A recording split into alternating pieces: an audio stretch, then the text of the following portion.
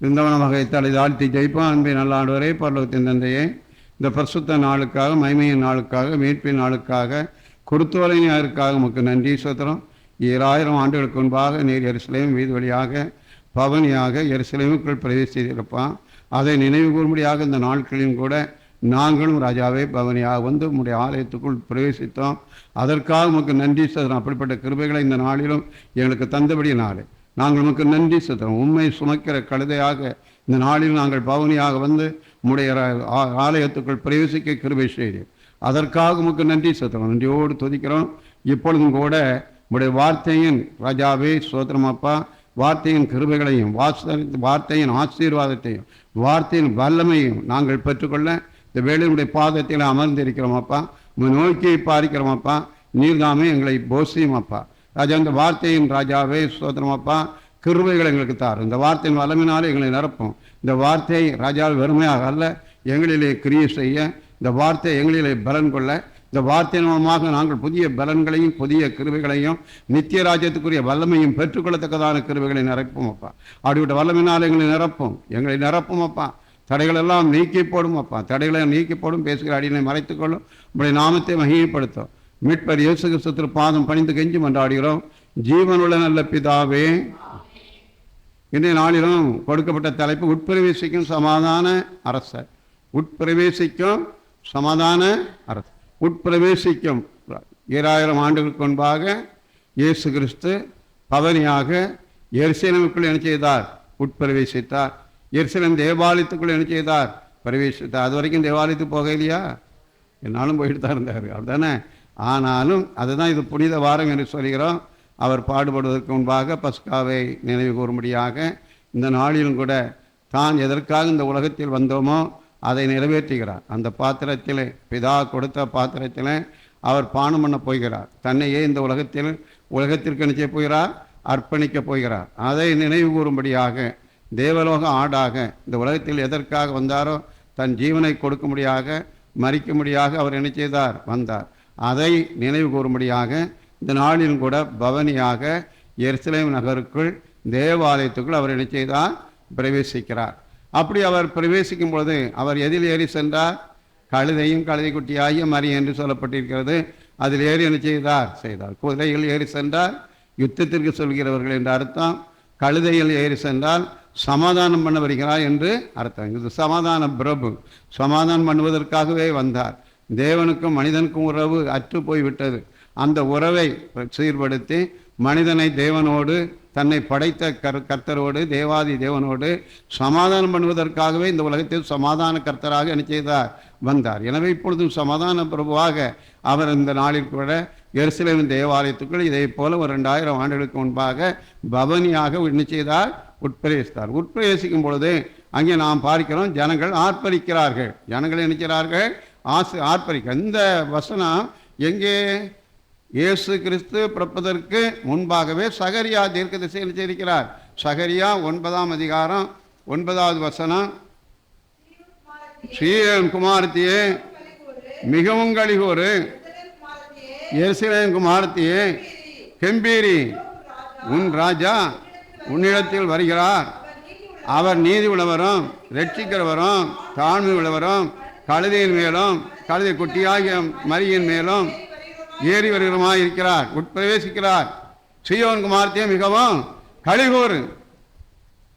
லேசான காரியம் அல்ல. சீயோன் குமாரத்தியே நீ நினைக்க வேண்டும், களிகூற வேண்டும். எதற்காக களிகூற வேண்டும்? நல்ல பட்டிச்சேலை கடிச்சுக்கிட்டான், வைர நெக்லஸா? இல்லை, நல்ல கவனிக்க. நாம எப்படி ஆர்ப்பரிக்கிறோங்க தான் முக்கியம். எப்படி பாடுகிறோம், எப்படி ஆர்ப்பரின்னு சொல்லப்பட்டிருக்கு. லேசா இல்லை, பாடுன்னு சொல்லலை. அது என்னமா? ஆர்ப்பரிப்பு. பரலோகம் எட்டணும். நம்ம போடுற சத்தம் எங்க சொன்னா பரல சொன்னா பாடுவோம். அப்படியெல்லாம் நினைச்சக்கூடாது. அவனி செல்கின்ற ராஜா நாம் பாடி புகழ்வோம் நேசா, அப்படிலாம் நினைச்சக்கூடாது. நம்ம 7ஆங்கட்டையிலே ஒரு 5ஆங்கட்டையிலே என்ன செய்யணும்? உடனே பாடணும். நான் சொல்லலை, வேதம் சொல்லுது. வேதம் சொல்லுகிறது. சீயோன் குமாரத்தியே எப்படி நம்ம வாரோம்? ஆலயத்துக்கு எப்படி வாரோம்? முகத்தை தொங்க போட்டு வரோமா? எப்படி வாரோம் நம்ம ஆலயத்துக்கெல்லாம்? கர்த்தருடைய ஆலயத்துக்கு போவோம் வாருங்கள் என்று அவர்கள் எனக்கு சொன்னபோது, கல்யாண வீட்டுக்கு போகும்போது சொல்லும்போது, பிரியாணி நினைத்து சந்தோஷப்பட்டேன். இந்த வீட்டில் பெரிய பணக்கார வீடு, நல்ல பண்ணியா, நல்ல அங்கே இருக்கும், ரொம்ப சந்தோஷம், எனக்கு ரொம்ப சந்தோஷம். அப்படியா? கர்த்தருடைய ஆலயத்துக்கு போவோம் என்று அவர்கள் சொன்னபோது மிகவும் சந்தோஷப்பட்டேன். இங்கே கம்பீரின்னு சொல்லப்பட்டிருக்கிறது. பார்க்க சீயோன் குமாரத்தியே மிகவும் கம்பீரி. பார்க்க இதோ உன் ராஜா, உன் ராஜா. யார் ராஜா? உன் ராஜா வராரு. எங்க வராரு? ஆலயத்துக்கா? ஆலயத்துக்கு வரான்னு இருக்குதுங்க. உன்னிடத்திற்கு வருகிறார், என்னிடத்திற்கு வருகிறார். என் ராஜா எங்க வராரு? என்னிடத்துக்கு வராரு. அதனால எவ்வளவு சந்தோஷம், எவ்வளவு. இன்னைக்கு பிரதமர் வார நம்ம வீட்டுக்கு வரான்னு ஒரு வந்துட்டா இப்படி இருக்கோம். முதல்வர் வீட்டு ஒரு மந்திரி, நாங்கள் உங்கள் வீட்டுக்கு வர, உங்கள் வீட்டில் தான் நிற்க என்னது சாப்பாடு ஒரு முழுத்தம் கொட்டி, அதை எப்படி எவ்வளவு சந்தோஷமான. எங்கள் முதல் மந்திரி எங்கள் வீட்டுக்கு இருக்கிறாரு. பார்க்கிறோம் உலக பிரகாரமான காரியம் இது. வானத்தின் பூமி அண்டசராசங்களை படைத்த தேவாதி தேவன் அவர் ராஜாவாக உன்னிடத்திற்கு என்ன செய்ய போகிறார். அதனால கம்பீரி, அதனால என்ன செய்ய. ஆனா அவர் எப்படி வராருன்னு பாருங்க. ராஜா வந்தால் குதிரைகள்லாம் வரணும், குதிரையில் வரணும், புல்லட்டில் வரணும், பெரிய இதுகளெல்லாம் வரணும், மாலை தாளத்தோட்டெல்லாம் வரணும். அப்படி தானே இவர் அப்படியே வராரு. உன் ராஜா உன்னிடத்தில் வருகிறார். எது மேலே? அவர் நீதி உள்ளவர். அவர் எப்படி உள்ள, அவரை பற்றி சொல்லப்பட்டிருக்குது. அவர் எப்படி? இந்த உலக ராஜா நீதி உள்ளவர்கள் அல்ல. உலகத்தில் ஆளக்கூடிய அரசுகளும் நீதி உள்ள அரசு அல்ல. அந்த நீதி உள்ள அரசு நாம் எதிர்பார்க்கவும் முடியாது. ஒரு அரசு வரும், இன்னொரு அரசு போகும். எல்லா அரசும் அநீதி தான் செய்யும். அதில் நீதியும் இருக்கும், அநீதியும் இருக்கும். நீதி இந்த உலகத்தில் உள்ள எந்த அரசும் தர முடியாது, எந்த அரசும் தரவே முடியாது, எந்த அரசும். ஆனால் உன்னிடத்தில் வரக்கிற உன் ராஜா எப்படிப்பட்டவர்? நீதி உள்ளவர். அவர் ரட்சிக்கிறவர். எதிலிருந்து ரட்சிக்கிறவர்? பாவத்தில் இருந்தும் மரணத்தில் இருந்தும் ரட்சிக்கிறவர். அது எந்த ஒரு உலக அரசால் முடியாது. உலக மன்னானாலையும் முடியாது, அலெக்சாண்டராலையும் முடியாது, அசோகராலையும் முடியாது. இவர் எதில ஒன்று ரட்சிக்கிறதுக்கு வராரு? பாவத்தில் இருந்தும் மரணத்தில் இருந்தும். யாராலும் முடியாதம்மா. மரணம் போராடிட்டு தானே இருக்கான். மனிதன் மருத்துவத்துறையில் போராடிட்டு இருக்கான். ஜீவனை கொடுத்துடலாம். இப்போ எல்லாத்தையும் வெற்றி தான். இருதயத்தை மாற்றிட்டான், நுரையீரலை மாற்றிட்டான், எல்லாத்தையும் மாற்றிட்டான். மருத்துவத்து துறையில் ஓரளவு வெற்றி தான். ஆனால் ஜீவனை நினைக்க முடியல கொடுக்க. ஜீவனை கொடுத்தா தான் கடவுள் இல்லையே. ஜீவனை கொடுத்தா தான், அந்த ஜீவனை கொடுக்கிறவருக்கு தான் இயேசு கிறிஸ்து வந்தார். ஜீவப்போ நானே என்ன விசுவாசிக்கிறவன் மரித்தாலும் அவரண்டி ஜீவன் அல்ல. யாராலையும் வர முடியாது. அவரே ஜீவன். இந்த மனுக்குலத்துக்கு ஒரு ரட்சிப்பு இருக்குது. மரணத்திலிருந்து விடுதலை என்ன செய்து இருக்குது. அது யாரு? இயேசு கிறிஸ்து. இயேசு கிறிஸ்து நானே உயிர்த்தெழுதலும் ஜீவனுமாய் இருக்கிறேன். என்னை விசுவாசித்தான் மரித்தாலும் பிழைப்பான். அவர் தான் ஜீவன், அவர் தான் அந்த ரட்சிக்கிறவர். அப்ப எப்படி கம்பீரிக்கணும்? மரணத்தை தானே இந்த மனுஷன் பயந்துகிட்டு இருக்கேன். ஐயோ ஐயோ ஐயோ எத்தனை சேர்த்து போமா, பிள்ளைங்களை யாரும்போது நல்லா தான் இருக்கும். டிக்கெட் எடுத்துட்டு பிள்ளைங்க யாரும் ஐயோ இது ஒழுங்கா போய் சேருமா, ஒழுங்கா போய் சேருமா, இடையில விழுந்துருமா, பஸ்ஸில் ஏறணும் ஒழுங்கா போய் வீடு சேருமா, நொறுங்கிருமா, ஐயோ நான் ஒழுங்கா எல்லாருக்குமா தானே. யார் கேரண்டி சொல்ல முடியும்? பஸ்ஸில் ஏறி நான் ஒழுங்கா சுகமா போய் சேர்ந்துருவேன் எவனும் கேரண்டி சொல்ல முடியுமா? முடியாது. நான் பாதிக்கிறோம். அந்த ஜீவனை தருகிறவர் யாரு? ரட்சிக்கிறவர். அவர் எப்படி வர, எப்படிப்பட்டவர், எப்படி வாராருன்னு பாருங்க. தாழ்மை உள்ளவரும் கழுதையின் மேலும் கழுதை குட்டியாகிய மரியின் மேலும். எப்பா எவ்வளவு தாழ்மை, எவ்வளவு தாழ்மை. நமக்கு லேசாக வந்த உடனே நமக்கு என்ன ஆணவம், என்ன பெருமை, என்ன தூக்குறோம், என்ன தூக்குறோம். சர்வத்தையும் படைத்தவர் தாழ்மை உள்ளவரும் கழுதையின் மேலும் கழுதை குட்டி ஆகிய கர்த்தரின் நாமத்தினாலே வருகிறவர். அவர் எந்த நாமத்தினாலே வருகிறவர்? கர்த்தரின். இயேசு தன்னிச்சையாக வரவில்லை, கர்த்தரின் நாமத்தினாலே வருகிறார். கர்த்தரின். ஒரு ஊரில் பெரிய பிரச்சனை நடந்துகிட்டு இருக்குது. ஒரு பிரச்சனை, அந்த பிரச்சனைக்கு முடிவு இல்லை. கலெக்டர் வந்து பேசுகிறாரு, அவர் வந்து பேசுகிறாரு, இவர் வந்து பேசுகிறாரு, அங்கே ஒரு முடிவும் இல்லை. ஆனால் ஒரு செய்தி வருது. முதல்வருடைய பேரில் முதல்வருடைய அசிஸ்டண்ட்டு, முதல்வருடைய அம்பாசிடர் ஒருத்தர் என்ன செய்கிறாரு? வருகிறார். ஜனங்களே கொஞ்சம் என்ன செய்யுங்க, பொறுங்கன்னு சொல்கிறாங்க. அந்த முதல்வர் அனுப்பினார், முதல்வர் நாமத்தினால என்ன செய்யிட்டாரு? வந்துட்டாரு. வந்த உடனே ஜனங்கள்லாம் கொந்தளிக்கிறாங்க. அவர் கேட்டு ஒரு வார்த்தை நினைச்சாரு, சொல்றாரு. உடனே ஜனங்கள் நினைச்சாங்க அமைதியா. ஏன் அமைதியானாங்க? அவர் சொன்ன வார்த்தை அவருடைய வார்த்தை அல்ல, அவரை அனுப்பிய முதல்வர் அல்லது பிரதமர் வச்சுக்கிடுமா, அவருடைய வார்த்தையை சொல்றாரு. அப்ப அந்த வார்த்தையை நம்ம நினைக்கிறோம், நம்புறோம், அந்த வார்த்தை நிறைவேறும். இப்போ பார்க்கிறோம், இயேசு கிறிஸ்து யாரு? அவர் சுய இச்சையில வரல.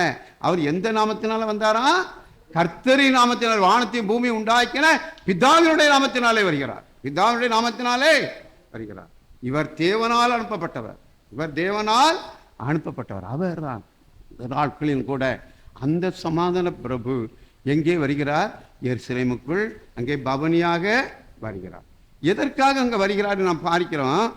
தாவீதின் ராஜ்யம் பார்க்க, நம்முடைய பிதாவாகிய தாவீதின் ராஜ்யம். தாவீதின் ராஜ்யம் என்றால் என்ன? தாவீதின் ராஜ்யம் ஆசீர்வதிக்கப்படுவதாக. இன்றைக்கு பிரசங்கம் வாக்கியம் அப்படியே, கர்த்தரின் நாமத்தினாலே வருகிறவர், கர்த்தருடைய நாமத்தினால கர்த்தர் சொல்லி அவர் நினைக்கிறாரு வாராரு. அதுக்கடுத்த என்னது? பிதாவின் தாவீதின் ராஜ்யம். தாவீதின் ராஜ்யம் எங்க இருக்கு? தாவீதின் ராஜ்யம் எங்க இருக்குது? தாவீதின் வம்சத்தில் வந்தவர் தான் இயேசு கிறிஸ்து. தாவீதின் வம்சத்தில் வந்தவரே இயேசு கிறிஸ்து. தாவீதின் ராஜ்யம் ஆசீர்வதிக்கப்படுவதாக. இது மேசியாவின் ராஜ்யம். தாவீதின் ராஜ்யம் என்பது என்னது? ராஜ்யம் என்பது என்னது? மேசியாவின் ராஜ்யம். மக்கள் எதிர்பார்த்தது மேசியாவின் ராஜ்யம்தான். இது மக்கள் ஒருவேளை அந்த நாட்களில் உள்ள மக்கள், மேசியா வருவார், அவர் ராஜ்யத்தை ஸ்தாபிப்பார். இந்த ரோமர்கள் தான் அவங்களை ஆண்டுகிட்டு இருக்கிறாங்க. இயேசு கிறிஸ்துடைய நாட்களில் அந்த யூதர்களை ஆண்டு கொண்டது எந்த அரசு? ரோம அரசு. அவர்கள் எதிர்பார்த்தது மேசியா வருவார், இந்த ரோம அரசை அகற்றிவிட்டு அவருடைய அரசை என்ன செய்வார்? வைப்பார். அவரே ராஜாவாக இருப்பார். அவங்க எதிர்பார்த்தது அதுதான். வருவாரு, அந்த ரோம அரசை நீக்கிடுவாரு, மேசியா நம்மளை நினைச்சுவாரு, மேசியா ஆழ்வார். அவர் அதுக்காக வந்தாரு. நல்லா கவனிக்கணும், அவர் அதுக்கு வந்தாரா? இதைத்தான் தவறாக அவர்கள் புரிந்தார்கள். தவறாக அவர்கள் நினைச்சார்கள், புரிந்தார்கள். அங்கே பார்க்கிறோம், அரசியல் விடுதலையை கொடுப்பதற்கு அவர் நினைச்சவில்லை, வரவில்லை. அரசியல் நடத்துவதற்கு அவர் வரவில்லை. அரசியல் கட்சி தொடங்கி அரசியல் நடத்தி ரோமர்களை விரட்டி ஒரு ஆட்சியை செய்வதற்கு அவர் இந்த உலகத்துக்குள் நினைச்சவில்லை, வரவில்லை. ரோமர் ஆட்சியிலிருந்து விடுதலை கொடுக்க நினைச்சவில்லை, வரவில்லை. அவர் கொண்டு வந்தது தாவீதின் ராஜ்யம். என்ன ராஜ்யம்? தாவீதின் ராஜ்யம். இயேசு கொடுக்க வந்த ராஜ்யம் ஆவிக்குரிய ராஜ்யம். என்ன ராஜ்யம்? ஆவிக்குரிய ராஜ்யம் என்றால் பாவத்தில் இருந்து விடுதலை பெற்ற ராஜ்யம். பாவத்தில் இருந்து அப்படிப்பட்ட ஒரு ராஜ்யம். அந்த ராஜ்யத்துக்குள் அசுத்தர்கள் பிரவேசிப்பதில்லை, பாவம் செய்தவர்கள் பிரவேசிப்பதில்லை, அவிசுவாசிகள் பிரவேசிப்பதில்லை, வஞ்சகர்கள் பிரவேசிப்பது இல்லை. அந்த ராஜ்யம் எப்படிப்பட்ட ராஜ்யமா இருக்கும்? தாவீது ராஜ்யத்தில் வஞ்சகர்களும் புரட்டர்களும் பாவிகளும் அவிசுவாசிகளும் அந்த ராஜ்யத்தில் இல்லை. அந்த ராஜ்யத்தில் இருப்பவர்கள் யாரு? பரிசுத்தர்கள். பரிசுத்தர்கள், விசுவாசிகள். அது விசுவாசிகளின் கூட்டம், அது பரிசுத்தரின் கூட்டம். அதுதான் தாவீதின் ராஜ்யம். அந்த தாவீதின் ராஜ்யத்தை நிலைநாட்டுவதற்குத்தான் இயேசு கிறிஸ்து இந்த உலகத்துக்குள்ள என்ன செய்தாரு? வந்தார். நல்லா கவனிக்கணும். நாம எதை நோக்கணும்? அரசியல் வாழ்வு அல்ல, இந்த உலகத்தை நோக்கவில்லை. அவர் ஒரு அரசை நியமிக்க வரைகிறார். அந்த அரசினுடைய மக்கள் எப்படி இருக்கணும்? பரிசுத்தமா விசுவாசமா இருக்கணும், அன்புள்ளவர்களா மனம் திரும்பியவர்களாக இருக்கணும் அந்த ராஜ்யத்தில். அதுதான் பிதாவாகிய தேவனுடைய தாவீதின் ராஜ்யம். அந்த ராஜ்யத்துக்குள் அப்படிப்பட்டவர்கள் இருக்கும்படியாகத்தான் இயேசு கிறிஸ்து உலகத்துக்குள்ள என்ன செய்தார்? அப்படிப்பட்டவர்களை அவர் எப்படி அதுக்கு போய் எல்லாரும் பாவம் செய்து எல்லாரும் கெட்டு போகணும், நீதிமான் ஒருவனும் இல்லை. அப்போ இந்த ராஜ்யத்துக்குள்ள யார் தான் போவா? ஏதும் சொல்லுதில்ல, நீதிமான் ஒருவனும் இல்லை, ஒருவனாயிலும் இல்லை, எல்லாரும் பாவம் செய்து அக்கிரமம் செய்து வீழ்ந்து போனோம். அப்போ பரிசுத்தர்கள் எங்க இருக்காங்க? தேவன் ராஜ்யத்துக்குள்ள யார் பரிசு போறா? எருசலேம் ராஜ்யத்துக்குள்ள யாரு போக போறா? யாரு போக போறா? பரிசுத்தர்கள் வேண்டும். அதற்காகத்தான் இயேசு கிறிஸ்து இந்த உலகத்துக்குள்ள வந்து தன்னுடைய ஜீவனை என்ன செய்தார்? கொடுத்தார். அவருடைய ரத்தம் சகல பாவங்களை நீக்கி நம்மை சுத்திகரிக்கிறது. அவருடைய ரத்தம் சகல பாவங்களை நீக்கி நம்மை சுத்திகரிக்கிறது.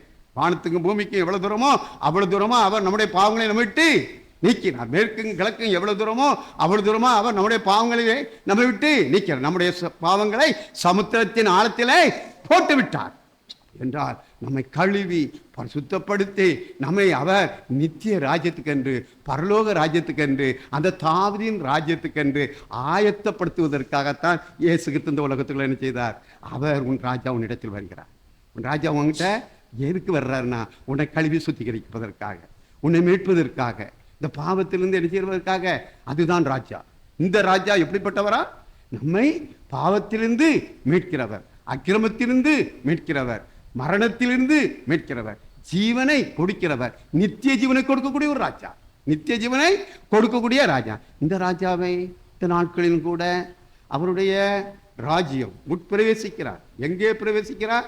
எருசலேமுக்குள் பிரவேசித்தார், தேவாலயத்துக்குள் பிரவேசித்தார். அந்த ராஜா நமக்குள் பிரவேசிக்க வேண்டும். உன் ராஜா உன்னிடத்தில் தேவாலயத்து உள்ள கரைச்சல் அங்கே போயிட்டு போயிடுவார். அங்கே போயிட்டு எழுதிடுவார். அவர் யார்கிட்ட தான் வராராம்? என்கிட்ட, உங்ககிட்ட வராரு. இந்த ராஜ்யம், அந்த ராஜ்யம், அந்த பரிசுத்தாவியானுடைய ராஜ்யம், அந்த எருசலேம் ராஜ்யம், தாவீதின் ராஜ்யம் நமக்குள்ள வரணும். நமக்குள்ள என்ன செய்யணும்? நல்லா கவனிக்கணும். ரட்சிக்கப்படாமல், அவருடைய இரத்தத்தினாலே கழுவப்படாமல் பரலோகத்தில் பங்கும் இல்லை, ஒண்ணுமே இங்கேயே. அப்போ இயேசு கிறிஸ்து ஒன்றா சொன்னார், பரலோக ராஜ்யம் எங்க இருக்குன்னு சொன்னாங்க.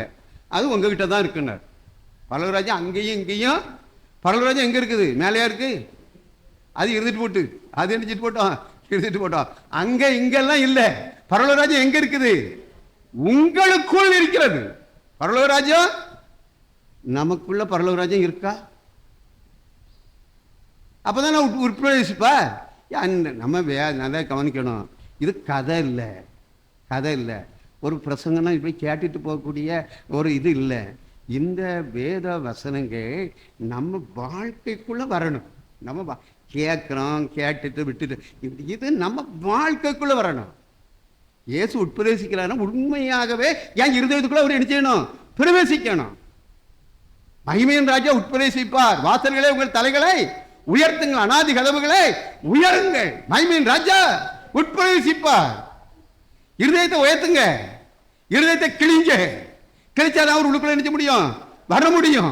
உன் ராஜா எருசலேம் ஆலயத்துக்குள்ள போகல, எருசலேம் வீதியில வரல, எருசலேம் வழியாக அவர் உட்பிரவேசிக்கல. இப்ப அவர் எங்க வரப்போறாரு? நமக்குள், உங்களுக்குள், எனக்குள் அவர் வருவதற்கு இடம் கொடுக்க வேண்டும். அவர் எனக்குள் வந்தாதான் அவருடைய ராஜ்யம் நமக்கு உரிமையாகும். நல்லா கவனிக்கணும். அவர் ராஜ்யம் நமக்கு உரிமையாகணும்னா அவர் நமக்குள்ள வந்து முதல்ல அவருடைய ராஜ்யத்தை நான் ஏற்றுக்கொள்ளணும். அதான் விசுவாசி. விசுவாசிக்கிறவன் பதறான். விசுவாசிக்க வேண்டும். அவர் எனக்குள் வந்து விட்டார். அவர் எனக்குள் பிரவேசித்திருக்கிறார். நான் யாரோடு வாழுகிறேன்? கிறிஸ்துவோடு உட்பிரவேசித்திருக்கிறார். அதுதான் கேள்வி. உட்பிரவேசிப்பதற்கு நாம் இடம் கொடுத்திருக்கிறோமா? பார்க்கிறோம். உன்னதத்திலே ஓசன்னா. ஓசன்னா என்றால் என்ன அர்த்தம்? ஓசன்னா என்ன அர்த்தம்? ரட்சிப்பு. ரட்சிப்பா? இப்பொழுதே ரட்சியும். ஓசன்னா ஆமா, ரட்சிப்பு இல்ல, இப்பொழுதே ரட்சியும். ஓசனா என்ற என்னது? இப்பொழுதே. இப்ப அவங்க சத்தம் விட்டு போறாங்கல்ல, ஒரு கூட்டம் இயேசு கழுதை மேல போகும்போது ஒசன்னா ஒசன்னான்னு சொல்றாங்க. இப்போதே ரட்சியும், இப்போதே ரட்சியும், இப்போதே எங்களை காப்பாற்றும். இப்பொழுதே எங்களை இயேசு எப்போது காப்பாற்றுவார்? இப்பொழுதே எங்களை என்ன செய்யும்? இந்த நாட்களிலும் கூட அந்த இயேசு நம்மை காப்பாற்றுவார்.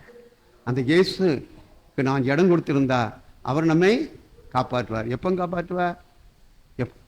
இயேசுனுடைய வருகை மிக மிக சமயமாக இருக்கிறது. உலகம் அழிவை நோக்கி சென்று கொண்டிருக்கிறது. எல்லாம் நடந்து கொண்டிருக்கிறது. எல்லாம் 2000 வருஷம் நடக்கிறது. இப்பொழுது காலம் கடைசி காலமாக வந்துவிட்டது என்று நினைக்கிறேன். இன்னும் நிறைய தீர்க்கதரிசன வசனங்கள் இருக்கிறது. இன்னும் காலம் சமயமாக இருக்கிறது. இப்பொழுதே அவருக்கு இடம் கொடுங்கள். இப்பொழுதே அவருக்கு இடம் கொடுங்கள். இப்பொழுதே ஓசன்னா ஓசன்னா. இப்பொழுதே எங்களை என்ன செய்யும்? ரட்சியும். தாவீதின் ராஜ்யம் நமக்குள் வர வேண்டும். அவர் எருசலேமுக்குள் பிரவேசிப்பதற்கு 2000 ஆண்டுகளுக்கு முன்பாக எருசலேம் தேவாலயத்துக்குள் பிரவேசிக்க போனார் ராஜா. இந்த நாட்களும் கூட நம்முடைய இருதயத்துக்குள் நமக்குள் பிரவேசிக்கும்படியாக நம் மண்டை வந்து என்ன செய்கிறார்? நிற்கிறார். எருசலேம் குமாரத்தியே, உன் இருதயத்திலே எனக்கு இடம் தருவாயா? உன் இருதயத்திலே எனக்கு இடம் தருவாயா? ஈசாக்கினுடைய வாழ்க்கை வரலாறு நமக்கு தெரியும். ஈசாக்கினுடைய வாழ்க்கை வரலாறு. ஈசா ஆதியாகமம் 26ஆம் அதிகாரம் 28வது வசனம்.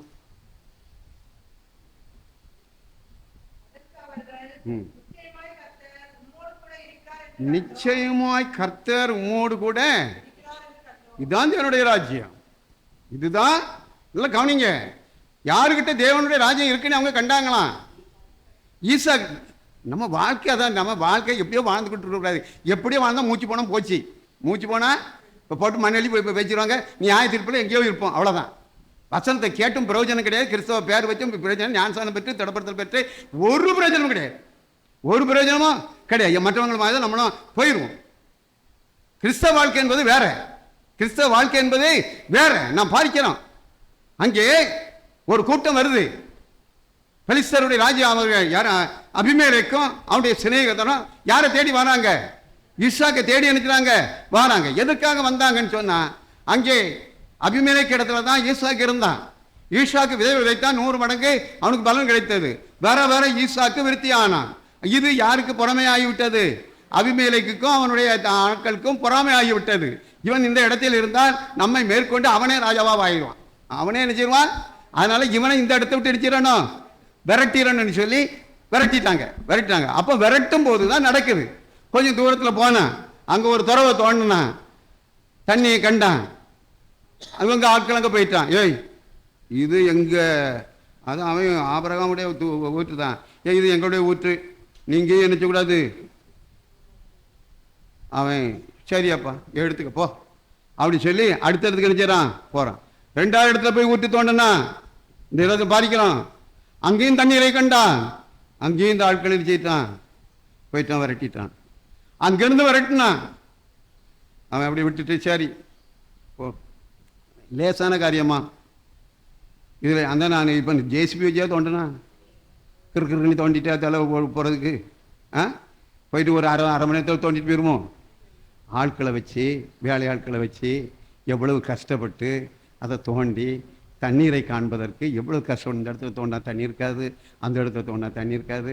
இப்போ எல்லாம் மிஷின் வச்சு கண்டுபிடிச்சிக்கிறான். இந்த இடத்துல தண்ணி இருக்குது, இந்த இடத்துல ஊற்று இருக்குது, இந்த தோண்டு அங்கே தோண்டுன்னு நினைச்சிக்கிறான். அதனால தான் அந்த மிஷின்லாம் இல்லை. எவ்வளவு கஷ்டப்பட்டு அதை தோண்டியிருப்பான், ஊற்றை கண்டான். ஆனால் வந்து இவங்ககிட்ட நிறைய ஆட்கள் இருக்காங்க. 400 பேர் இருந்தாங்க. நீ பார்க்குறோம் வேலை ஆட்கள் எத்தனை பேர்? 400 பேர். அவன் வந்து விரட்டினா நம்ம அடியில் புண்ணா பிச்சை எடுத்துருவானுவ, பிச்சை அடிச்சிருவானுவ, ஓடிடுவான். ஆனாலும் அப்படியா சரி 2வது எடுத்துக்கிட்டு விரட்டுறான். சரி 3வது கொஞ்சம் தூரத்தில் போயிட்டான். அங்கே போய் இருந்தான் ஒரு நிம்மதி. அங்கே வரல. அங்கே ஒன்றும் என்ன செய்யலை. நல்லா இப்போ நல்லா நிம்மதியாக இருக்கும். கர்த்தர் நம்மை ஆசீர்வதித்திருக்கிறார். கர்த்தர் என் ஜனத்தை பெருக பண்ணுவார், என் வம்சத்தை பெருக பண்ணுவார் சொல்லி நிம்மதியாக அங்கே இருக்கான். அப்படி நிம்மதியாக இருக்கும் போதும் இந்த அபிமெலேக்கும் அவனுடைய சிநேகிதரும் அங்கே போய் நினைச்சான். உடனே இப்போதான் தாவீது பேசுகிறார், அந்த ஈசாக்கு பேசுகிறார். எப்பா இங்கேயும் வந்துட்டீங்களாப்பா, நாங்கள் உன்னை விட்டு அங்கே விட்டா வந்தேன் இங்கே ரொம்ப தூரம் வந்துட்டு இப்பவும் இங்கே வந்துட்டீங்களாப்பான்னு கேட்க. அதுக்கு தான் அந்த ஆட்கள் அவன் பதில் சொல்கிறாங்க, நிச்சயமாய் கர்த்தர் உம்மோடு இருக்கிறார், உம்மோடு கூட இருக்கிறார். இதுதான் ஐயா கடவுளுடைய ராஜ்யம். தேவனுடைய ராஜ்யம் உங்களுக்குள் இருக்கிறதா? என்னை பார்க்கிறோன்னு சொல்லுவானா? என்னை பார்க்கிற கர்த்தர் உன்னோட்ட இருக்காரப்பா, உங்ககிட்ட இருக்கிறாரு, நீ கர்த்தரோட தான் இருக்கிறாப்பா அப்படின்னு ஒரு சாட்சி சொல்லுவானா? அவன் சிந்திக்கணும். கர்த்தருடைய ராஜ்யம் என்கிட்ட இருந்தால் தான் பரலோக ராஜ்யத்துக்கு போக முடியும். நல்லா கவனிக்கணும். கர்த்தர் என் கூட இல்லைன்னா பரலோக ராஜ்யமே இல்லை. கர்த்தரை ஏற்றுக்கொள்ளுங்கள். கர்த்தரை ஏற்றுக்கொள்ள வேண்டும் என்றால் நான் பாவ அறிக்கை செய்து மனம் திரும்பி ஒரு புதிய வாழ்வு நாம் பெற்றுக்கொள்ள வேண்டும். புதிய மனுஷனை தரித்து கொள்ளுங்கள். பழைய மனுஷனை அவருடைய கிரியையும் அழித்து போடுங்க. புதிய மனுஷனாகிய புதிய ஆதாமை என்ன செய்து கொள்ள வேண்டும்? பெற்றுக்கொள்ள வேண்டும். இந்த நாட்களிலும் கூட அவங்க சொல்கிறாங்க பாருங்க, நிச்சயமாகவே கர்த்தர் உம்மோடு கூட. 26ஆம் வசனம் 29வது வசனம் பின்பகுதி. ம் ம் ம் ம் பாருங்க, உம்மோடு கூட நாங்கள் அடிச்சுதான் இப்போ யாரு கூட வந்திருக்கான் பார்த்தீங்களா? ஈசாக்கு தேவனுடைய ராஜ்யத்துக்குள்ளே நினைச்சான் இருக்கிறான். தேவனுடைய ராஜ்யம் அவனுக்குள்ளே இருக்கிறது. அதனால் நீ கர்த்தரால் கர்த்தர் நிச்சயமாகவே கர்த்தர் உம்மோடு கூட இருக்கிறான் என்று பார்த்தோம். அதனால் உம்மோடு கூட உடன்படிக்கை பண்ண வந்திருக்கிறோம். அதனால் நீர் யாரா? கர்த்தரால் ஆசீர்வதிக்கப்பட்டவர். கர்த்தரால் இதுதான் கர்த்தருடைய ராஜ்யம். உட்பிரவேசித்திருக்கிறார். நாம் கடவுளை சுமைக்கிறோமா? இயேசுவை சுமைக்கிறோமா? இயேசுவை சுமைக்கிற கழுதையாக வாழ்கிறோமா? இயேசுவை சுமந்து அழைக்கிறோமா? எதை சுமந்து அழைக்கிறோம்? பணத்தை சுமந்து அழைக்கிறோம், பதவியை சுமந்து அழைக்கிறோம், பட்டம் பதவிகள் எல்லாவற்றையும் சுமந்து அழைக்கிறோம். இயேசுவை எங்கேயோ தூரத்தை தூக்கி நினைச்சிட்டோம். அப்பப்போ கூப்பிட்டுவிடுவோம், அப்பப்போ நினைச்சுக்கிடுவோம். ஆமாம், ஒவ்வொருத்தரும் வந்துச்சா துன்பம். ஐயோ ஏசப்பா ஏசப்பா ஏசப்பா, ஐயோ உயிர் பெறக்கூடாது, எசப்பா எசப்பா எசப்பா, உயிர் பெறக்கூடாது. யாரும் ராத்திரி ரொம்ப கஷ்டப்பட பார்த்துக்க. அப்போ தான் நினச்ச உடனே எனக்கு உயிர் வந்துட்டுப்பா. அப்போ எசப்பா எசப்பா. நல்லா கவனிக்கணும். பணம் பொருள் ஒன்றும் நிச்சயாது, உங்களை நிச்சயாது, காப்பாற்றாது. பணம் பொருள் ஒன்றுமே உங்களை காப்பாற்று. பாதிக்கணும். எங்கள் மெக்கானிக் இருந்தார், அவர் ஆஸ்பத்திரியில் சேர்த்தார். பெரிய ஆப்ரேஷன் நடந்துச்சு. அந்த டாக்டர் ஒரு வருஷத்துக்கு 45 ஆப்ரேஷன் பண்ணுறவர். 45 ஆப்ரேஷன் பண்ணுறார். ஒரு ஆப்ரேஷன் அவருக்கு இந்த திகைப்பு வந்ததில்லை. ஆனால் அவருக்கு அந்த ஆப்ரேஷன் பண்ணும்போது திகைப்பு, ஹார்ட் நின்று போச்சு. ஹார்ட் நின்று போச்சு, நின்று போச்சு. அவர் உயிர் போயிட்டு, அவர் உயிர் நினைச்சிட்டு போயிட்டு. உடனே அவன் மகன் நின்னா, எப்பா கையெழுத்து போடுனாரு. கையெழுத்து. ஆனால் ஒரே ஒரு முயற்சி இருக்குது, செய்து பார்ப்போம். அதில் அது 100% நம்பிக்கை கிடையாது. 100% ஜீவன் போயிடும். ஆனால் 190 இருக்காது. ஒரு வேளை இருக்கலாம், ஒரு வேளை நிச்சயலாம். நீ கையெழுத்து போடுறதுக்கு சம்மதமா இல்லை பிரேயத்தை தூக்கிட்டு போறியாங்காரு. பிரேயத்தை அவன் தைரியமாக கையெழுத்து போட்டான். அடுத்த செகண்டில் அவருக்கு உயிர் நினைச்சிட்டு வந்துட்டு அவர் சொன்னார். அதற்கு பிறகு அந்த பேசுறத மாதிரி சொல்றாரு, நாங்கள் உன்னை காப்பாற்றவில்லை, யாருடைய ஜெபமும் நினைச்சிருக்கிறது. நல்லா கவனிக்கணும். யாருடைய? யார் அவர்? யார் அவர்? உங்களுக்காக அந்த ஜெபத்தை எடுக்கிறவர் யார் என்று அந்த பேஷண்ட் நினைக்கிறாரு, கேட்கிறாரு. அது மாதிரி பெரிய நர்சம்மா, அந்த நர்சம்மாவும் வெளியில் வந்தவொடனே அந்த கேள்வியை தான் அவர்கிட்ட நினைக்கிறாங்க, கேட்குறாங்க. உங்களுக்காக யாரோ ஒருத்தர் ஜெபம் பண்ணியிருக்காங்களே, அது யார் என்று கேட்கிறார். பார்க்க இந்த நாட்களிலும் கூட நாம் பார்க்கிறோம், பணமோ பொருளோ நம்முடைய ஜீவனை நினைச்சாது. நானே உயிர்த்தெழுந்த ஜீவன், அவர் அன்றி ஜீவன் இல்லை. இது ஒரு மண்ணு. இது என்னது? மண்ணு. ஜீவ சுவாதத்தை நம்ம மூக்கில் நம்ம நாசில ஊதி நமக்கு ஜீவன் வந்திருக்கு. அந்த ஜீவன் தான் உள்ளே இருக்கும். இந்த ஜீவன் அப்படி போயிட்டேன். என் படிப்பும் பேரும் பண்ணிக்கும் எல்லாம் பேரும் க்ளோஸ். எப்போ ஜபத்தை எடுக்கிறீங்க, எப்போ பிரேதம், எப்போ அடக்கன்னு தான் கேட்பான். எப்போ அவரு ரொம்ப சம்பாத்தியம் பண்ணியிருக்காருப்பா, ஒரு 10 நாளைக்கு வச்சு கொடுவோம், 10 நாளைக்கு வச்சு அடிச்சுப்போம் விடுவோம். எவனும் சொல்லுவானா? ஆமாம், ஒருத்தரும் சொல்ல மாட்டான். அங்கேருந்து வெளிநாட்டிலேருந்து வர்றதுக்கு பின்னா, நான் வர்றதுக்கு பின்தான் அடக்கம் பண்ணியிருக்கேன். அவங்களாம் நினைச்சிருங்க, எப்போ கடைசி வரைக்கும் முகத்தையாவது நீ பார்க்கணுமே, அது வேண்டாம், நான் ஒரு 10 நாள் 1000 5 நாள் வரும், நீங்கள் அடக்கம் பண்ணுங்க, நான் வந்து மறுத்தது உங்களுக்கு செலவுக்கு ரூபாய் தந்துடுவேம்மா. அப்படிப்பட்ட காலம். நாட்களில் கூட நாம் நித்திய ஜீவனை பெற்றவர்களாக விசுவாசத்தோடு வாழ்கிறோமா? விசுவாசத்தை வாழ்கிறோமா? இந்த நாளின் தேவனுடைய ராஜ்யம் நமக்குள் இருக்கிறதா? இயேசு கிறிஸ்து நமக்குள் பிரவேசித்து இருக்கிறாரா? அவர் எனக்குள் வாழ்கிறாரா? ஈசாக்குள் வாழ்ந்தார் அல்லவா? எதிரி தானே வந்து சொன்னான், எதிரி தானே வந்து சொன்னான், கர்த்தர் உன்னோடு இருக்கிறது என்பதை நான் நினைச்சதேன். அதனால் உங்ககிட்ட சமாதானம் பண்ணுறதுக்கு நினைச்சிருக்கிறேன். இப்போ நான் சண்டை போடுறதுக்கு வரல, சண்டை போடுறதுக்கு வரல, உங்கள்கிட்ட சமாதானமாக இருக்கிறதுக்கு தான் நினைச்சிருக்கிறேன், வந்திருக்கேன்னு நினைச்சேன் சொல்கிறான். அதே மாதிரி இளையகுமாரனுடைய வாழ்க்கை. இளையகுமாரன் யார்கிட்ட சண்டை போட்டான்? எதுக்காக? சொத்துக்கு. சொத்துக்கு சண்டை போட்டு சொத்தை பிரித்து அவன் நினைச்சிட்டான். ஒரு ஜாக்கு போல போட்டு ஒரு ஜாக்கில் கொண்டு கட்டி நினைச்சிட்டான். டே அப்பா சோக்கு தான், சோக்கு தான், நல்ல ஆஸ்தி, அப்பா ஆஸ்தி கிடச்சிக்கிட்டு, அம்மா ஆஸ்தி கிடச்சிக்கிட்டு, நம்ம சம்பாத்தியத்தில் நம்ம சண்டை போட்டு வாங்கிட்டோன்னு சொல்லி தோல்லையோ கருதுலையோ எதுலையோ போட்டு சுமந்துட்டு போனான்னு தெரில, எப்படியோ போட்டு சுமந்துட்டு தூரத்தில் அடிச்சுட்டான், போயிட்டான். தூரத்தில் போன பிறகு பார்க்கிறோம், அங்கே தூரத்தில் போன பிறகு நினைச்சுதான் ஒரே கும்மாளம் தான், ஒரே ஆட்டம் தான்.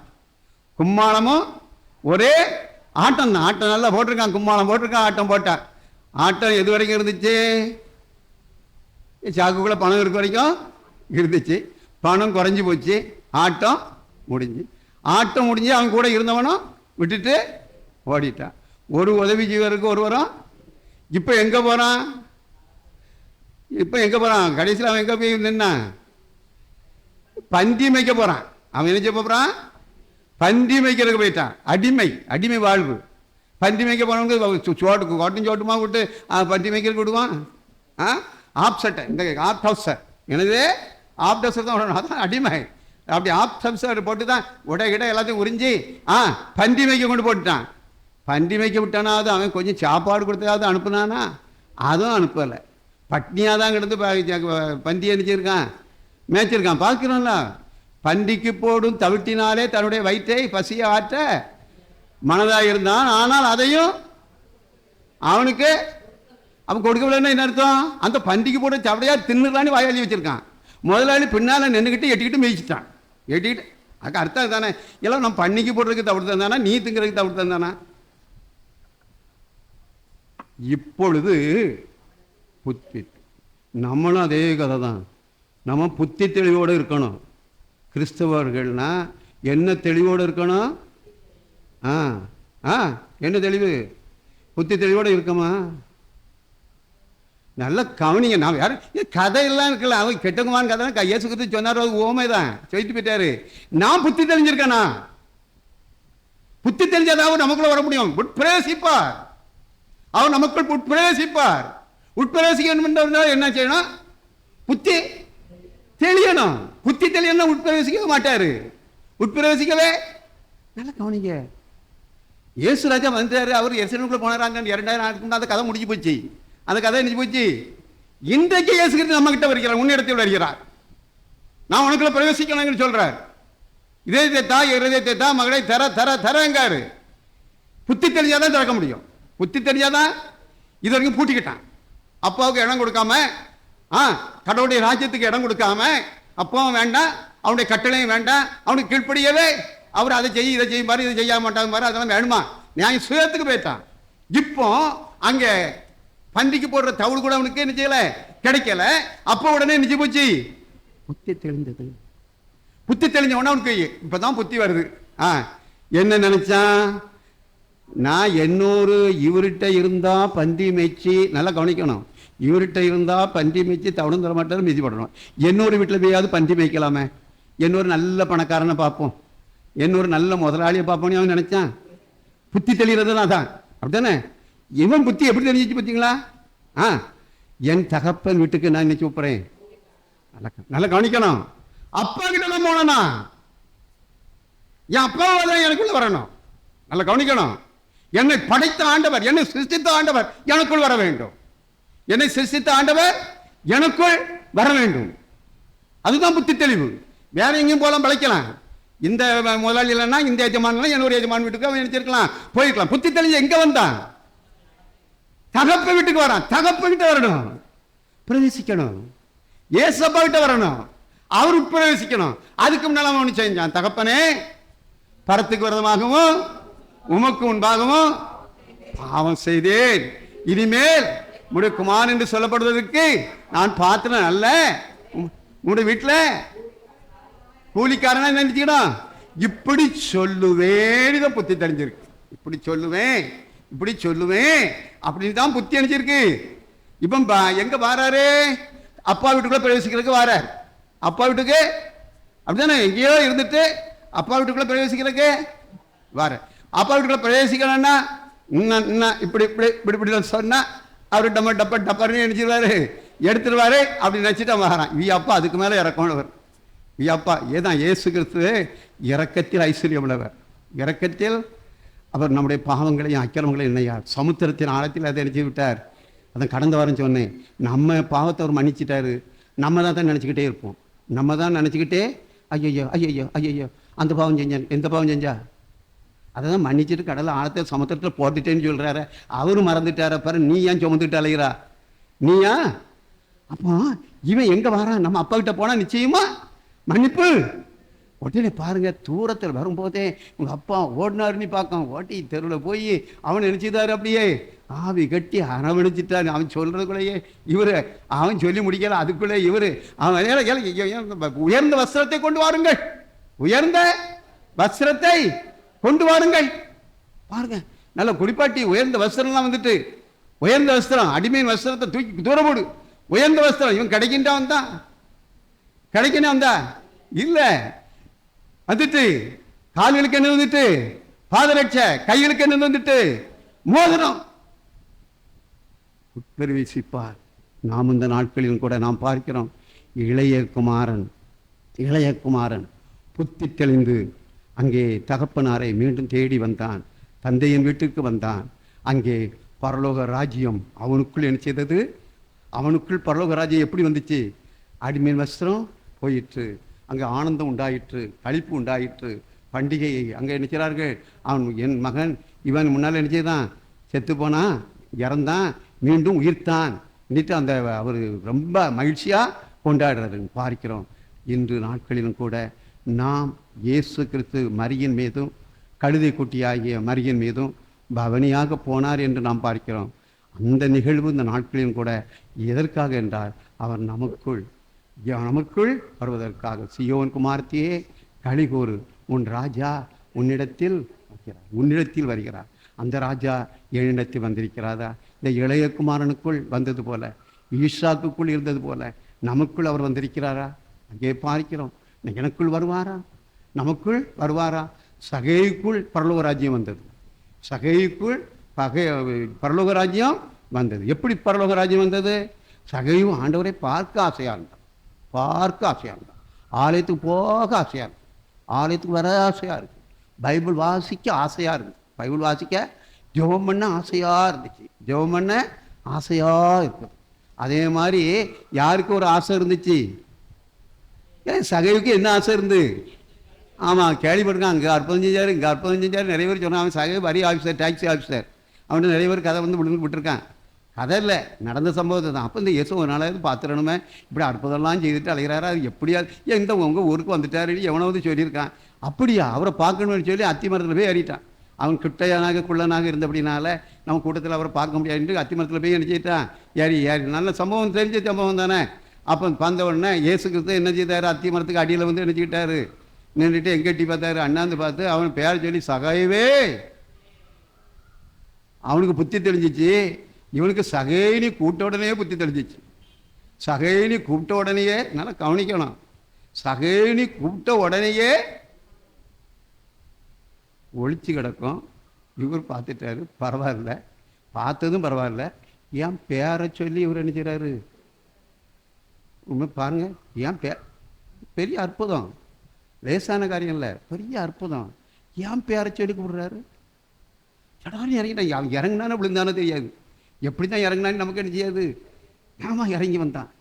ஏசு அடுத்த வார்த்தை சொன்னார், இன்றைக்கு நான் உன் வீட்டில் என் ராஜ்யம் உன் வீட்டுக்குள்ளே வரப்போகுது. நல்லா கவனிக்கணும். என் வீட்டில் தங்குறேன், என் ராஜ்யம். நீ எந்த ராஜாவை பார்க்க வேண்டும் என்று நினைத்தாயோ அந்த ராஜா உன் வீட்டில் என்ன செய்யணும்? தங்கணும். இந்த பரலோக ராஜ்யம் எங்கே வரப்போகுது? உன் வீட்டுக்குள்ளே. மக்கள்லாம் அங்கே மணல் தட்டிட்டான். ஒரு மக்கள்லாம் இருந்து தங்குறதுக்கு இவருக்கு வேறு வீடு இல்லையா? அந்த பாவியான மனுஷனுடைய வீடு தான் இவருக்கு கிடச்சிச்சா? ஒரு பேசிட்டு வரான், அது அவன் சகை காதல் விழுந்துச்சா விளையிலையோ நமக்கு அது தெரியாது. ஜனங்களெல்லாம் அப்படி முசூர் கொட்டிக்கிட்டு வரான். முசூர் கொட்டிக்கிட்டு இவன் நினச்சான், இவர் நம்ம வீட்டுக்கு வரணும்னா, இந்த ராஜ்யம் நம்முடைய வீட்டுக்குள்ளே வரணும்னா, இந்த ராஜ்யம் பரலோக ராஜ்யம் எருசலேமின் ராஜ்யம் நம்ம வீட்டுக்குள்ளே வரணும்னா, எருசலேம் குமார்த்தியே களிகூறு. எப்போ களிகூற முடியும்? நல்லா கவனிக்கணும். லேசான காரியம் அல்ல களிகூறு என்றால். அதுக்கு முன்னால் நிறைய செய்யணும். அதுக்கு முன்னால் நிறைய. இவனுக்கு ஒரே களிகூறு தான். இயேசு நம்ம வீட்டுக்கு வரப்போறாரு. ஆனால் வீட்டுக்குள்ளே வந்தாச்சுன்னா நம்ம வீடு சுத்தமாக இல்லையே, நம்ம வீடு சுத்தமாக இல்லையே. இந்த மனுஷன் வந்தானே சுத்தமாக இருக்கணுமே. இந்த மனுஷன் வந்தாச்சுன்னா இது பரவாயில்ல, இது ஆண்டவர்ல, பரிசுத்தர்ல, இவருக்கு ஏன் வீட்டுக்குள்ளே வரணும்னா என் வீடு பரிசுத்தமாக என்ன செய்யணும்? உடனே நின்று சொல்கிறான், என் ஆஸ்தியில் பாதிய ஒருவனிடம் எதையாவது வாங்கியிருந்தா நாளத்தனையா திரும்பி பரலோகராஜ்யம் வரணும்னா புத்தி தெளியணும், நம்முடைய பாவங்களெல்லாம் என்ன செய்யணும்? விடணும். வாழ்கிறோமா? இன்றைக்கு வந்துட்டாருன்னா என்ன செய்வோம்? இப்பொழுதே ரட்சிப்பு, இப்பொழுதே ரட்சணினார். எத்தனை பேர் பரலோக விசுவாசம் இருக்கா? அவருக்கு இடம் கொடுத்துருக்க மாதிரி முக்கியம். பரலோக ராஜ்யம் நமக்குள் வராமல், பரலோக ராஜ்யம் நமக்குள் பிரவேசிக்காமல் நான் பரலோக ராஜ்யத்துக்குள்ள பிரவேசிக்கவே. இந்த உலகத்தில் தேவனுடைய ராஜ்யம் உங்களுக்குள் இருக்கிறது. தேவனுடைய ராஜ்யம் நமக்குள் இருந்தால் தான் உங்களுக்கு தேவனுடைய ராஜ்யம் உண்டு. இல்லைன்னா அப்போ பாருங்க அவன் சொல்கிறான் பாருங்க, புத்தி தெளிஞ்சிட்டு இவ்வளோ நாளும் புத்தி தெரியாமல் தான் அங்கே ஓடி இங்கே ஓடி அவனை அடித்து இவனை அடித்து அவனை பிடிச்சி வீட்டில் அரிசியை போட்டு வச்சுருக்கான், கொள்ளை அடித்து எங்கேயோ வீட்டுக்குள்ளே போட்டு நினச்சிருக்கான். இப்போ அதெல்லாம் தேவையில்லைன்னு நினைக்கான். யார் மட்டும் உண்டா போதும்? வானத்தையும் பூமியும் அண்டாஸ்தி கொடுத்த அந்த இயேசு கிறிஸ்து மட்டும் உண்டால் இந்த ஆஸ்தி மண்ணு, இந்த ஆஸ்தி வெறும் குப்பை, இந்த ஆஸ்தி வெறும் குப்பை தானே. அலெக்சாண்டர் அதானே சொன்னாரு. அலெக்சாண்டரை பாதுகாக்கிறதுக்கு வைத்தியர்களால் நினைக்க முடியாமல் போச்சு. ஒன்று அவர் கடைசியாக சொன்னார், என்ன பிரேதத்தை சமக்கிறது நீ தான் சமக்கணும்ட்டாரு. யார? வைத்தியர்களை தான். நீ தான் என் பிரேத பெட்டி சுமந்துக்கிட்டு போகணும், என் கையை ரெண்டு எங்கே வச்சிடணும், பிரேத பெட்டிக்கு வெளியில். முன்னால் பூ போட வேண்டாம், நம்ம ஊரில் பூவெல்லாம் போட்டு போகிறாங்க இல்லையா, பூ போட வேண்டாம். என்னது போடணும்? நான் சேர்த்து வச்ச வைரத்தையும் தங்கத்தையும் தெருவில் அள்ளி வச்சு வெறும் குப்பை. இதுக்கு தான் ஓடுனேன், இதுக்கு தான் நாடு பிடிக்க ஓடுனேன். அந்த நாட்டை பிடிச்சேன், இந்த நாட்டை பிடிச்சேன், அந்த நாட்டை வந்து தங்கத்தை அள்ளிட்டு வந்தேன், இந்த நாட்டு வைரத்தை அள்ளிட்டு வந்தேன். இது எல்லாம் எனக்கு காப்பாத்திச்சா ஐயா? இது எல்லாம் எனக்கு காப்பாற்ற முடிஞ்சிச்சா? அள்ளியா பிரேத பெட்டிக்கு முன்னால் அள்ளி தெருவில் நினைச்சிரு வீசிரு. இதெல்லாம் நம்ம தெரிஞ்சிருக்கோம். இருந்தாலும் ஓடி ஓடி ஆடி கிறிஸ்துவுக்கு கொடுக்கணும். கை என்ன மாதிரி மடங்குதுங்க, வாங்கணும்னா கை விரியுது. கிறிஸ்துவுக்குன்னா அப்படியே என்ன செய்துக்கிடுது, பூட்டிக்கிடுது. ஒரு பிரயோஜனம் இல்லைம்மா, ஒன்றும் இல்லை. எப்படி வாழ்ந்து கொண்டிருக்கிறோம்? தேவனுடைய ராஜ்யம் உங்களுக்குள் இருக்கிறதா? அவர் பவனியாக வந்தாரே, உட்பிரவேசிப்பதற்காக வந்தார், நமக்குள் பிரவேசிப்பதற்காக வந்தார். அவர் சொல்கிறார், அவர் சகையை பார்த்து சொல்றாரு, இந்த வீட்டுக்கு என்று ரட்சிப்பு வந்தது, இவனும் தேவனுடைய ராஜ்யத்தை பெற்றுக்கொண்டான். எவ்வளோ லேசாக பெற்றுக்கொண்டான் பார்த்தீங்களா? எவ்வளவு ஈஸியாக பெற்றுக்கணும். நம்ம இந்த ராஜ்யத்தை பற்றி இருக்கிறோமா? தேவனுடைய ராஜ்யம் நமக்குள் இருக்கிறதா? தேவனுடைய ராஜ்யம் நமக்குள் இருக்கிறதா? இந்த ஒரு சம்பவம் பாருங்க.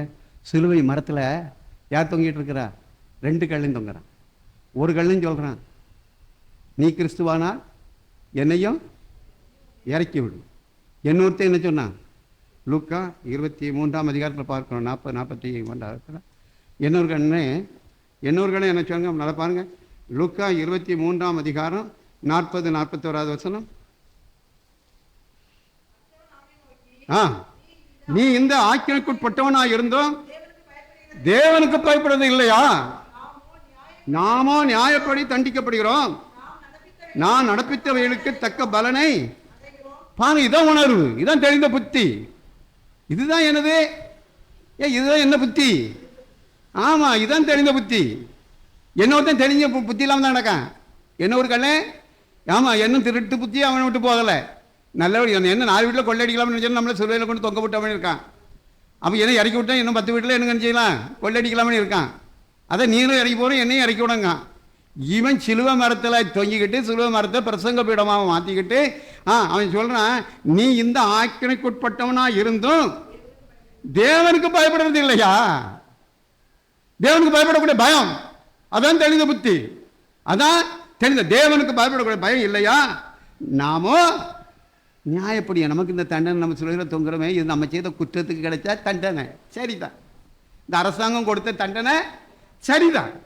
பார்த்தீங்களா, தக்க பலன் அடைகிறோம். இவரோ தகாதது ஒன்றையும் நடப்பிக்கவில்லையே என்ன. அதை சொல்லிட்டு 42வது வசனத்தில் என்ன சொல்றான்? ராஜ்யம் வருது. பார்த்தீங்களா, கடவுளுடைய ராஜ்யம் நமக்குள் வரணும். அதான் இன்னைக்கு வசனமே அதுதானே. இந்த வசனம் என்ன? ராஜ்யம், பிதாவின் தாவீதின் ராஜ்யம் ஆசீர்வதிக்கப்படுவதாக பார்க்கிறோம். கர்த்தரின் நாமத்தினாலே வருகிற நம்முடைய பிதாவாகிய தாவீதின் ராஜ்யம், அந்த தாவீதின் ராஜ்யம் தான் நமக்கு வரணும். அது அந்த ராஜ்யத்தை தான் கேட்கிறான். கல்லன் போய் எதை கேட்கிற? அந்த ராஜ்யத்தை. இயேசுவை நோக்கி, ஆண்டவரே நீர் உம்முடைய ராஜ்யத்தில் வரும்போது அடியேன்னு நினைத்தரணும். உடனே டப்புனே கிடச்சிக்கிட்டு, நீ முழுக்க ஞானஸ்தானம் வாங்கிட்டு வா, அந்த ஞானஸ்தானம் வாங்கிட்டு வா, அப்போ தான் உனக்கு ராஜ்யமே தருவே. நீ செய்த குற்றத்தெல்லாம் சொல்லு, நீ செய்த குற்றத்தெல்லாம் சொல்லு, மன்னிக்கணும். அதுக்கு அவர் சொன்னாரா?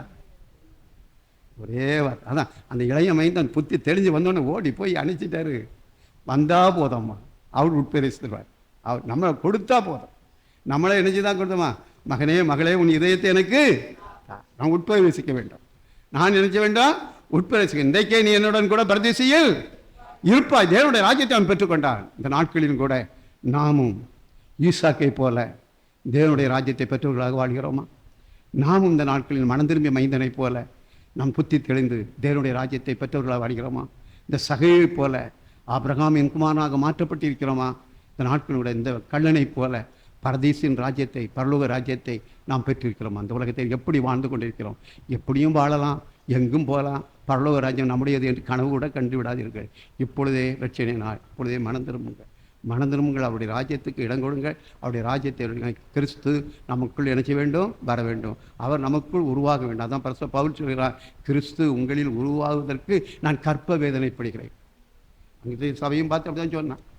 அவர் என்ன செய்யறான்? பரிசுத்த பவுல் சொல்கிறார், கிறிஸ்து உங்ககிட்ட என்ன செய்யணும்? உருவாகணும். அதுக்கு தான் இத்தனை பிரசங்கம், இத்தனை நூல்களெல்லாம் நான் எழுதுறேன். ஆனால் கிறிஸ்து எங்கேயாவது உருவானாருங்கிறது எனக்கு என்ன செய்யலை, அது தெரியாது. அது என்ன செய்யாது, அது நம்ம விதைக்க தான் நம்மளுடைய கடமையை தவிர உருவாகிறதும் அது உண்டாக்குறதும் அது தேவன் தான். அது விளைவிச்சுக்கிறவர் அவர். அவர் அப்படி வேதனையோடு எழுதுகிறார். வேதனையோடு எழுதுகிறாரு.